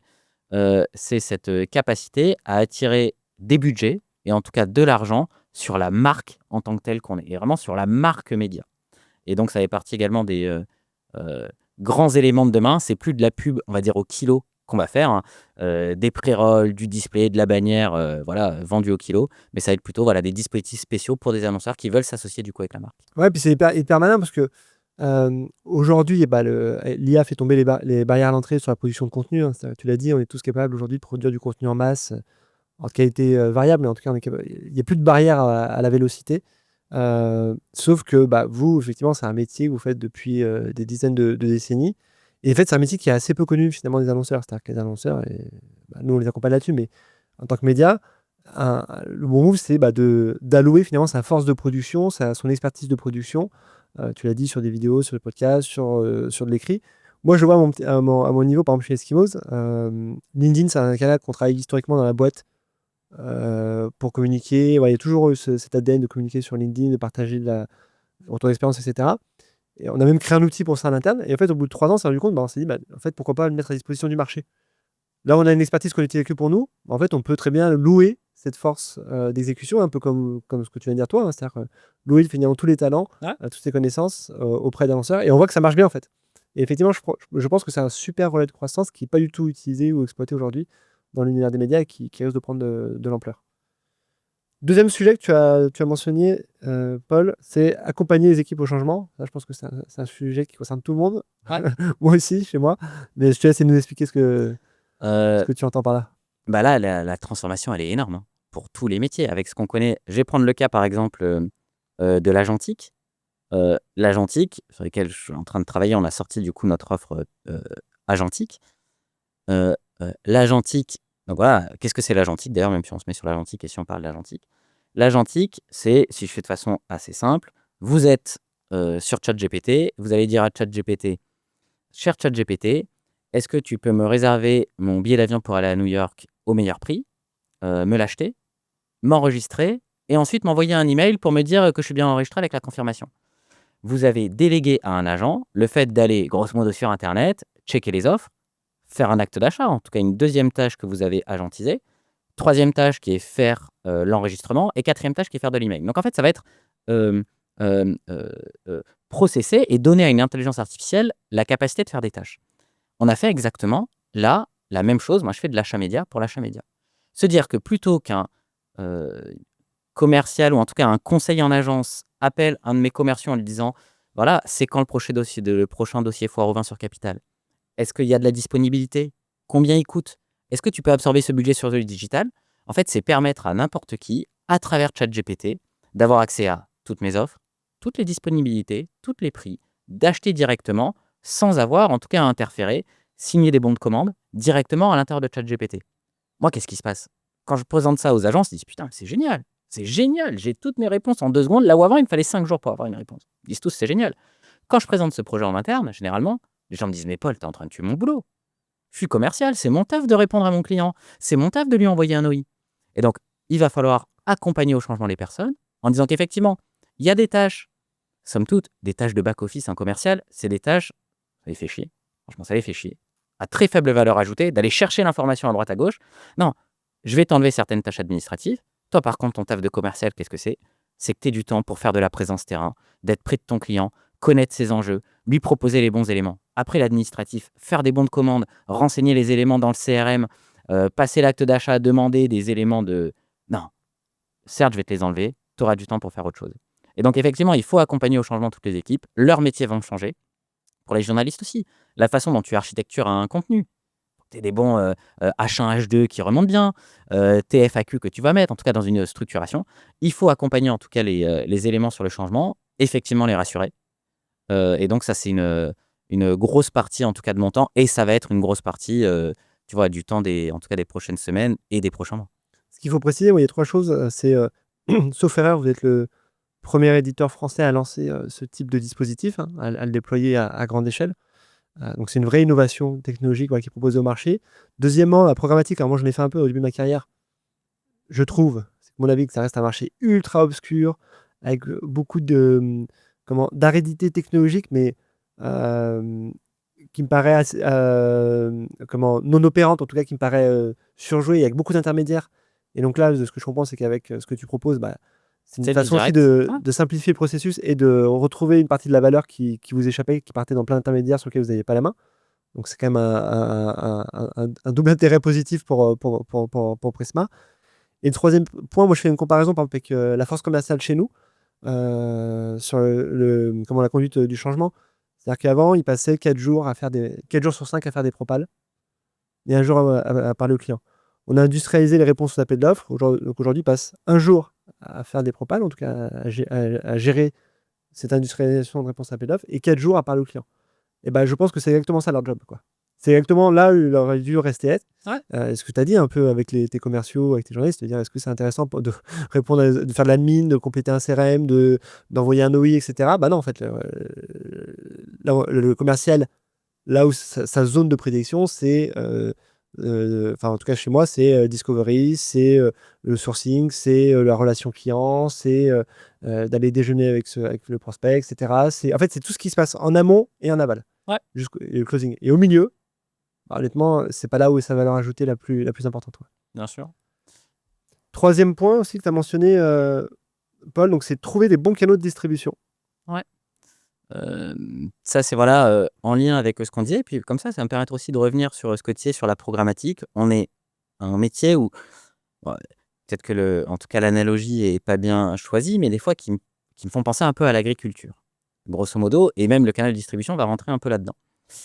Quand, en tant qu'annonceur, vous mettez 10 € et vous faites 10 € d'achat média généralement en programmatique, moi, la publicité va passer chez moi. Grosso modo, au mieux, Laisse-moi deviner. Tu gagnes 2, je dirais. on est plutôt là-dedans, Ouais, effectivement. c'est ça. Je vais gagner 2 €. Vous avez mis 10 €, vous avez fait de l'achat, vous avez mis 10 €, ça va passer sur mon site. Vous êtes par exemple vous êtes dans la banque. Vous voulez mettre votre pub dans le domaine bancaire sur capital.fr. Vous mettez 10, j'ai que 2. Il y a un problème. On est dans un problème qui est même, c'est comme l'analogie des agriculteurs. C'est la personne du coup qui va produire qui gagne le moins d'argent à l'intérieur par rapport à des intermédiaires. Et donc c'est vrai que nous, on a un vrai travail de trouver les bons canaux de distribution, d'essayer d'avoir une vraie directness avec nos clients, d'éviter les intermédiaires, tout comme des agriculteurs vont essayer de faire le marché, vont essayer de vendre en direct et par le prisme d'AMAP. Il faut qu'on arrive également, par le prisme de l'Atlantique et autres, de trouver les bons canaux de distribution pour se rapprocher de nos clients et éviter toute cette intermédiation. Mais généralement, c'est pas des fois que les médias vont mal. C'est qu'en fait, c'est la part qui revient aux médias qui est pas assez grosse. Donc soit il faut qu'on arrive à le faire comprendre du coup à nos clients, et après je pense qu'il y a aussi le rôle de l'État un peu de nous aider, tout comme l'État est arrivé, fait la loi Egalim ou autre, arrive en tout cas à aider les agriculteurs à avoir même que les annonceurs. L'annonceur ne peut pas savoir où va l'argent. Il y a quand même un espèce de problème là-dessus. L'annonceur, quand tu mets 10, il pense qu'il y a 9, peut-être 9,5 qui arrivent chez moi. Non, il y a 2 qui arrivent chez moi. Et donc il faut qu'on arrive à mieux décortiquer les éléments, et il faut qu'on arrive à enlever les marges qui servent pas à grand-chose. Et Où est qu'en captée fait, cette valeur alors? Par exemple, sur les 8, ils vont où alors? alors, il y a des intermédiaires. En vrai, Ouais. je suis des fois dur avec les intermédiaires. Ils font pas tous n'importe quoi. Ils font pas tous n'importe quoi. Mais c'est vrai qu'on est passé des fois par des systèmes de sophistication, mais qui sont délirants. Des fois, juste pour acheter un pré-roll sur Capital, la personne va passer. Alors, en plus, c'est la somme des acronymes. Il va falloir un DSP, une DMP, un mesureur d'attention, C'est ça. un mesureur de visibilité, un outil de curation. Maintenant, on arrive dans des trucs. Un curateur de curateur, parce qu'il n'est pas même pas Le curateur. gendarme du gendarme, Mais quoi. un méta DSP du machin. Et tout, Et si chacun prend 10% et qu'il y a 9 intermédiaires, bah, il va me rester quoi, moi? Plus C'est pas le l'agence 10%. qui pilote ça Et en plus, plus. plus l'agence. Plus l'agence. Alors souvent, on est quand même dans des éléments où l'agence, maintenant, c'est quand même assez normé en France. On a une loi qui s'appelle du coup la loi Sapin. Donc généralement, en tout cas, les marges des Ouais, agences ouais. restent, C'est des honoraires qui voilà, sont, elles sont plutôt sur des zonos qui sont mis. Mais on arrive à des éléments fous. Donc voilà, il faut que j'arrive à trouver les bons canaux de distribution, arriver à me rapprocher. Et dans les canaux de distribution aussi, c'est se dire ce que je vous disais. Historiquement, l'information de capital, où est-ce qu'on l'a trouvée? On l'a trouvée chez le kiosquier en bas. Maintenant, les gens, ils vont plus toucher chez le kiosquier du bas. Donc, il faut que j'arrive à diffuser mes contenus sur les bons canaux de distribution, mais des canaux de distribution où je vais quand même pouvoir avoir une monétisation qui est intéressante. Donc voilà, qu'est-ce que je fais avec YouTube? Est-ce que je mets beaucoup de contenu maintenant en exclusivité sur YouTube ou non? Qu'est-ce que je vais faire sur YouTube? Qu'est-ce que je fais sur les réseaux sociaux? Est-ce qu'il faut que je mette tout sur les réseaux sociaux? Est-ce que je mets une partie sur les réseaux sociaux? Est-ce que je mets voilà, des petites parties un peu voilà, du contenu evergreen un peu dessus? Et est-ce que je laisse le show chez moi? Donc voilà, c'est trouver les bons canaux de distribution demain. Mes vidéos, parce que je fais un deal assez proche de celui qu'a fait TF1 avec Netflix. Est-ce qu'elles ont vocation du coup à finir sur Netflix? Est-ce qu'elles ont vocation à finir sur Samsung Télé? Donc voilà, il faut que j'arrive à trouver les canaux de distribution de demain. Parce que moi, mon rôle avant tout, c'est faire en sorte que mes journalistes soient lus par là où sont les lecteurs. Si le lecteur veut être plutôt sur Netflix ou si mon lecteur veut être plutôt sur Instagram, il va falloir que je puisse rentrer dans ces canaux à des bonnes conditions et que je m'y retrouve. Donc là, ça fait partie du grand travail, c'est quels sont les canaux de distribution sur lesquels je vais devoir investir et quel contenu je vais mettre. Ouais, parce que c'est marrant, c'est un secteur où il y a quand même beaucoup, c'est à décharge je trouve que c'est un écosystème qui est très bouillonnant. Il y a beaucoup, beaucoup, un peu pour contrebalancer ce que je disais au démarrage, j'étais peut-être un peu dur, mais il y a quand même eu beaucoup d'initiatives pour dire bah, il faut qu'on arrive à sortir de ce monopole de Google, ou en tout cas de cette pression. On peut penser au lancement de la plateforme Salto, bon, qui a pas fonctionné. Il y a aussi, ben, alors, je ne sais pas si c'est le cas de Prisma, mais par exemple à l'étranger, il y a des groupes médias qui rachètent en fait des DSP, qui s'associent donc pour capter, pour se réapproprier finalement une partie de la valeur, notamment dans l'achat média. Mais effectivement, bah, force est de constater que si on fait le bilan à la fin des fins, peut-être un peu dur, c'est qu'aujourd'hui, il y a plus d'échecs que de modèles qui sont à la cible. Donc c'est difficile effectivement de trouver un peu la bonne équation, et peut-être que c'est une somme effectivement de le jeu, c'est de jouer tous les jeux peut-être. Et comme tu l'as dit, tu as cité 5-6 inventaires différents avec 5-6 pistes. Bah, c'est peut-être effectivement pour un média ouais, de chaque fois d'avoir une stratégie différente sur ces inventaires. Je passe à la séquence suivante. Je demande toujours à l'invité s'il a un petit tips, un petit hack au quotidien qu'il utilise, le petit truc un peu voilà, qui paye pas de mine, mais qui génère la valeur, qui génère un effet levier. Est-ce que toi, Ouais. tu en as un? Bah, moi, ce que je fais tout le temps, c'est pas que je déteste PowerPoint, mais en plus, je suis dans des industries qui aiment un peu la complexité. Tu en as parlé, le programmatique, l'IA, qui aiment les acronymes et des trucs hyper complexes. Quand je rencontre un client, je ne fais quasiment jamais de PowerPoint et je lui montre tout directement sur les plateformes. Il faut que ça soit simple. Je vais directement dans le chat GPT, je lui montre voilà comment ça marche l'agentique. Je lui fais une démo directement dans le chat GPT. Le programmatique, c'est compliqué. Voilà comment ça marche. Voici comment je fais un deal. Tu vas voir qu'en vrai, c'est hyper simple. Et donc, je ne fais, moi, que du partage d'écran en montrant en situation live comment ça fonctionne. Mes interlocuteurs adorent. Parce que pour une fois qu'ils ont quelqu'un qui leur raconte pas des bobards avec un truc qui est hyper compliqué et qui leur montre vraiment dans la vraie vie comment ça marche. Donc voilà, c'est mettez-vous dans la vraie vie, mettez-vous en situation réelle et expliquez de façon assez simple. D'ailleurs, sur LinkedIn, quand souvent dans tes posts, tu te filmes en écran partagé, en Loom. Je sais pas si c'est Loom, mais en tout cas, Ouais, voilà, ouais, avec tu Loom. partages effectivement. C'est-à-dire que tu fais partie des rares directeurs à maîtriser, maîtriser ce qu'ils vendent, en tout cas ce sur quoi ils opèrent. Parce qu'en fait, il y a beaucoup de directeurs effectivement qui ont une conception théorique de leur. Ouais, qui ont un métier qui s'appelle juste directeur, mais qui Voilà, savent rien faire de ce que font c'est leurs ça. équipes. Ouais, tout à fait. Moi, je suis. Qui lisent des slides, comme tu dis, qui Qui- passent de réunion en réunion, mais etc. qui Et, ne savent pas ouais. appliquer opérationnellement. Et moi, je me bats toujours pour avoir du coup cette euh, double casquette. Effectivement, diriger une équipe, appliquer des stratégies, voir des clients top level, mais savoir de quoi je parle. C'est quand même, ça me paraît le B à bas et montrer exactement ce qu'on vend. Donc, ouais, je suis capable du coup d'aller sur à peu près toutes les interfaces. J'ai pas le niveau de technicité des gens de mes équipes, hein, ça bien sûr. Mais en tout cas, je suis capable de montrer exactement ce qu'on va vendre. Après, s'il y a des niveaux de technicité très gros, j'ai des spécialistes dans les équipes qui vont être là-dessus. Mais je suis capable de te montrer comment ça a marché l'agentique, comment ça marche. Sur ChatGPT, comment tu peux prompter. Ouais, ça bien sûr. Super, on a une dernière séquence, Paul. Je vais procéder des mises en situation, puis tu me dis comment tu réagis par rapport à celle-ci. La première, c'est bah, si demain, effectivement, on est sur l'ère du zéro clic, tout s'arrête. Sur toi, quel est vraiment le levier que tu garderais? Tu dis, bah, si tu devais miser Voilà, tu fais un tapis sur un levier, c'est lequel tu penses qui va prendre le relais pour les médias? Moi, je pense que c'est, en vrai, même de façon globale, les journalistes. C'est les journalistes. Le fait d'avoir des marques d'autorité avec du contenu de qualité, si vous avez des journalistes, si vous avez de l'autorité, vous en sortirez toujours et vous trouverez. Je dis pas que le canal de monétisation est le plus simple, mais c'est des journalistes. Souvent, on se fait une idée, je le disais tout à l'heure, on parle de l'âge d'or des journalistes. Effectivement, on a en tête les images, conférences de rédaction, les journalistes, enfin, tous des personnalités. Dans l'image idéale, c'est que c'est des personnalités très fortes, grande gueule, etc., qui travaillaient H24 avec la cigarette au bec, etc. Et sous-entendu, en fait, des très bons enquêteurs qui travaillent sur le temps long, etc., dans des conditions pas faciles. Rassure-nous, est-ce qu'on a toujours ce type de spécimen Alors, aujourd'hui? Alors, par contre, ça fume un peu moins dans ça les fait un peu bureaux. moins? Ça Ok. fume un peu moins dans les bureaux. Mais ouais, ouais, non, vous avez toujours, on va dire, Toujours une des qualité plumes, éditoriale, ouais. des grandes gueules. Et puis, bah, Ouais. vous êtes face, de toute façon, à des personnes, dans le métier de journaliste, des personnes hyper intéressantes. Des personnes avec des cultures qui sont assez incroyables, extrêmement spécialisées. Vous avez quand même des personnes que vous écoutez, effectivement, qui aiment bien parler, qui aiment bien raconter des histoires. Donc, ouais, vous avez toujours ces grandes gueules, en tout cas, dans les conférences de rédac. Et c'est bien avoir une conférence de rédac qui s'anime parce qu'on a choisi de mettre tel ou tel sujet en une et voir les gens qui vendent, entre guillemets, tu vois, leur idée. Bah, c'est beau, moi j'adore. Ouais. Si demain tu devais quitter le monde des médias aux éditeurs, tu tournerais vers quoi? Alors, si je dois faire un truc vraiment hyper perso, Ouais. moi j'aime bien la bière. J'aime bien la bière, donc dans la production de bière, ouais, j'adore la bière. Je produis un peu de bière, donc voilà, j'ai eu des petites aventures en semi-professionnel, on va dire, donc ouais, je pense, créer une marque de bière française avec une production française, un savoir-faire artisanal, ouais, c'est un truc qui pourrait bien me plaire. OK. Si demain enfin, c'est pas si demain d'ailleurs, c'est ce qu'on nous dit. On nous dit, pendant des mois, on nous a dit: «Bah, Google est mort, maintenant il faut miser, sur les moteurs IA». Toi, c'est quoi ta vision dans 3 ans? On en sera où par rapport à ce rapport de force? Ouais, effectivement, alors est-ce que Google va disparaître? Bah, j'y crois pas une seconde. De toute façon, ça reste Google. Est-ce que, par exemple, l'interface telle qu'on connaît de Google Search va disparaître? Bah, j'y crois et même en même temps, on se dira: «Mais on vit quand même dans un monde de fous». C'est un peu l'équivalent d'avoir le bottin et d'avoir, Doctolib maintenant. On cherche un truc, c'est: «Vas-y, démerde-toi. Prends ton bouquin, prends ton bottin pour trouver le docteur.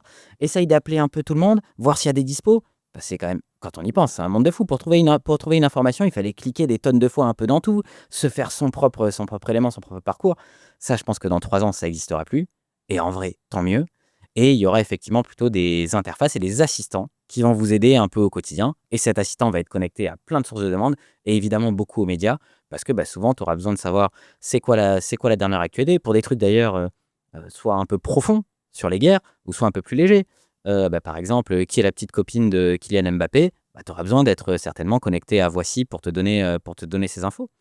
Hem Et donc voilà et ce que je veux dire, c'est oui, je pense que le monde de la recherche, le monde de Google va changer énormément. Je pense que Google aura toujours une énorme place dedans, pas sous sa forme actuelle, même est-ce que ce sera la forme de Gemini actuelle? J'y crois pas des masses non plus, mais en tout cas, ouais, le monde de la recherche et voilà, ce sera plutôt un monde de connexion, un monde d'API, un monde de MCP qu'un monde de front, hein, qu'on peut avoir, mais qu'on risque d'avoir, ouais. Oui, ça, moi, je pense que pour l'utilisateur final, c'est plutôt une très bonne nouvelle, quoi. Ah C'est-à-dire que bah les ouais. fameux liens bleus, je pense que c'est quand on prend pas de recul, c'est quand même largement insatisfaisant en termes d'expérience utilisateur. Mais ce qui est intéressant, c'est que cette remarque, on peut la faire aussi aux médias. C'est-à-dire que quand tu arrives, moi, c'est l'expérience que j'en ai, c'est quand tu arrives sur une home d'un média, tu es souvent perdu, hein, Bien sûr. et tu cliques un peu à droite, à gauche, comme ça, etc. Donc, même vous, en tout cas, je me mets dedans, c'est que vous allez effectivement, j'imagine, repenser l'expérience site. Par exemple, nous, sur le site Eskimos, on a intégré il y a une semaine un agent conversationnel directement en sticky sur le site et qui permet effectivement, bah, de personnaliser à la fois la réponse et puis à la fois l'expérience que tu as du site en fonction de ce que tu vas intégrer. Donc, on risque d'aller effectivement vers d'expérience qui, moi, je pense, est quand même valorisante Ouais, quand et même beaucoup plus sympa. On vient pour, une info, je veux une info, il faut qu'on me donne l'info. Alors après, heu, tout ne sera pas, je pense, personnalisé, notamment pour, certains médias. Il y a quand même un élément qui est important, c'est et je pense que les gens vont le rechercher. C'est l'avis du journaliste et en fait et le travail de front page editing.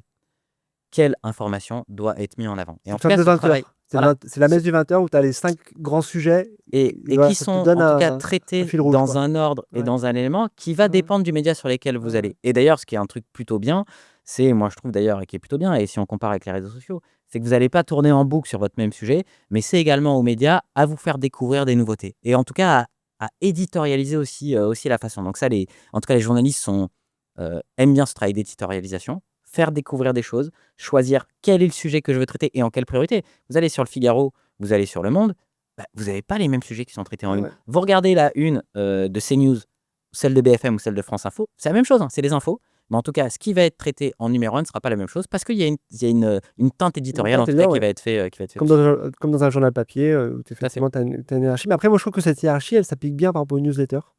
Ouais, tout à fait. Euh, Peut-être plus que sur la home d'un site, mais ça reste ma consommation perso. Et d'ailleurs, je sais pas si tu as vu, tu as le FT, donc le Financial Times. Tu as comment, un directeur là-bas qui a communiqué sur le fait qu'il. Alors, je pense qu'il c'était aussi pour créer, comment, créer un momentum, mais il a dit grosso modo, on est en train de créer deux sites, hein, un site pour les humains et un site pour les agents, pour les slash robots, parce qu'aujourd'hui c'est eux aux plus grands lecteurs, hein, et d'ailleurs c'est vrai pour vous, mais c'est vrai pour les annonceurs, hein. Ouais. On sait qu'une visite sur deux, plus d'une visite sur deux, c'est un robot aujourd'hui. Et en plus, ils ont quand même l'extrême qualité d'être. C'est des lecteurs récurrents, c'est-à-dire qu'ils viennent plusieurs fois, ils lisent tout le contenu, contrairement à moi par exemple, qui avait peut-être survolé certains articles. Et donc eux, ils ont entériné ce paradigme en disant bah, on va créer deux architectures techniques de sites pour répondre à ces deux cas d'usage, l'un n'étant pas prioritaire sur l'autre. Contrairement à ce qu'on dit, et nous aussi, par contre, on a pu le dire pendant des années, où on dit toujours aux annonceurs, il faut écrire pour les humains. Moi, maintenant, je dis, il faut écrire pour les robots parce qu'aujourd'hui, c'est eux les intermédiaires. C'est-à-dire qu'ils Ouais. vont intermédier le contenu que l'humain va. Comment vous adressez ce sujet-là Bah nous, c'est des pleines réflexions qu'on a dessus. Moi, je crois beaucoup aussi à ce monde un peu dual. Alors, il y aura toujours un front. Voilà, toujours des personnes qui vont venir sur Capital pour lire le contenu sur Capital. Mais c'est vrai que, comme tu l'as dit, mon lecteur numéro 1, ça va être des robots qui va restituer l'information. Et ce robot, j'ai même moi, pour être honnête, envie de l'aider. Même pour la planète, hein. J'ai quand même envie de l'aider. Donc oui, il va avoir besoin d'avoir une information qui est un peu différente, le robot, qui va l'aider du coup à dépenser le moins de tokens possible. Donc des principes qu'on peut avoir très géo, de chunk qu'on va pouvoir avoir. Il va falloir que je l'aide, que je puisse mettre des sommaires, que je puisse mettre des contenus, que j'enlève beaucoup d'éléments dans la page qui ne peut pas lire et qui servent à rien. Donc oui, moi ce que je pense, c'est que demain, il y aura un site beau, vitrine, qui va continuer à exister. Et après, c'est même pas un site, mais en tout cas, il y aura des envois qui vont être faits. Voilà, beaucoup, si on rentre un peu dans les éléments, à un moment donné, se disaient on va passer sur du markdown ou en tout cas des éléments un peu plus légers qu'on va pouvoir envoyer au robot. Donc là, c'est déjà des choses qu'on met en place de notre côté quand on fait du coup de la vente de Géo. Moi, ce que je vends, c'est pas des visites par des humains. Ce que je vends, c'est des visites par des robots et derrière de la visibilité à l'intérieur de ChatGPT. C'est ça que je vends, hein. Je vends plus de visites par des humains. Le but, c'est que ce soit pas un humain qui me lise, c'est que ça soit un robot. Je sais que le robot, il a besoin de quelques marqueurs qui sont stricts pour lui pour venir. Et en plus, ça fait du bien. Il pourra répondre plus rapidement à votre requête. Et en gros, il va dépenser moins de tokens. Donc effectivement, moi, je crois vraiment à ce monde un peu dual entre les deux. Mais on va continuer, quoi qu'il arrive, à avoir encore pendant quelques temps des interfaces parce que j'aurai toujours des personnes qui vont venir. Ça risque de baisser, mais en tout cas, c'est un peu comme le print. Structurellement, ça va baisser, mais en tout cas, ça restera toujours vivace. Oui, puis ça va se sédimenter, ce que tu disais, c'est-à-dire qu'un média ne chasse pas l'autre, c'est-à-dire qu'il se rajoute Tout en à plus, et fait. puis après, tu as un arbitrage du consommateur ou du lecteur qui va s'opérer. Dernière question, si est-ce que tu as un média coup de cœur à nous conseiller? Soit Euh, Prisma ou pas Prisma, en tout cas. Voilà. ouais, alors en Prisma, moi j'aime beaucoup Simone. Ouais. Donc voilà, donc je vous conseille Simone, média qui est engagé, moderne. En tout cas, vous allez avoir une image, en tout cas même de Prisma, je trouve que c'est hyper bien, assez hyper complémentaire du coup avec les éléments. Donc honnêtement, je vous conseille Simone que j'adore. Et puis sinon, bah, j'en profite, un média qui est assez mainstream, mais que j'aime beaucoup et que je suis, qui est Brut, hein. Moi, je trouve qu'ils font franchement un travail qui est vraiment remarquable. Je leur souhaite de trouver le bon modèle économique aussi, parce que c'est important en tout cas pour eux, mais je trouve qu'ils font vraiment en tout cas un super beau travail. Brut qu'on a accompagné beaucoup d'années sur le référencement vidéo, donc ouais, Bah, vous ils ont avez fait, aussi. vous avez fait franchement un travail Bah, le contenu énorme est et un top, super comme bon tu dis, travail. donc ça nous a, Le ça, compte, ça bah, aide. le contenu est Ça top, aide. mais la Ouais. visibilité qu'ils Ouais. sont arrivés à donner Ouais. aussi, bah, par beaucoup de travail Ouais. technique et en passant du coup par vous, Ouais. rend franchement un rendu que je trouve hyper qualitatif. En tout cas, c'est là où pour conclure, hein, c'est ce que tu disais, c'est-à-dire qu'ils ont créé un vrai particularisme, ils ont créé un marché, ils ont créé un truc qui est vraiment à eux, qui est identifiable et qui est pas reproduisable comme ça. C'est-à-dire qu'il y a des barrières à l'entrée pour refaire ce que fait Brut. Et donc ça, les gens achètent, consomment en tout cas. Et donc, ils ont trouvé effectivement un axe hyper intéressant. Merci Paul. Eh ben, merci. Voilà, c'était hyper intéressant. Moi, j'ai appris plein de choses. Je trouve qu'effectivement, l'univers des médias et des éditeurs, c'est un univers qu'on comment qu'on voit peu finalement. En tout cas, il y a peu de prise de parole. Alors, je l'ai dit en préambule, toi, tu fais partie des rares voix très audibles. Et je te remercie. Je pense que tu fais un vrai travail d'éducation, effectivement, de partage de connaissances, que moi, j'essaie aussi de faire à mon petit niveau. Et je pense que c'est aussi notre rôle. Voilà, et c'est comme ça qu'on progresse tous collectivement. Donc, je te remercie. Encore une fois, moi, j'aime bien, c'est que tu es très transparent, tu es engagé. C'est bien d'avoir des convictions et c'est ce qui fait avancer le débat. Et merci à vous d'être resté jusqu'à la fin. J'espère que ça vous a plu. Et puis, je vous dis rendez-vous à dans 2 semaines. Salut!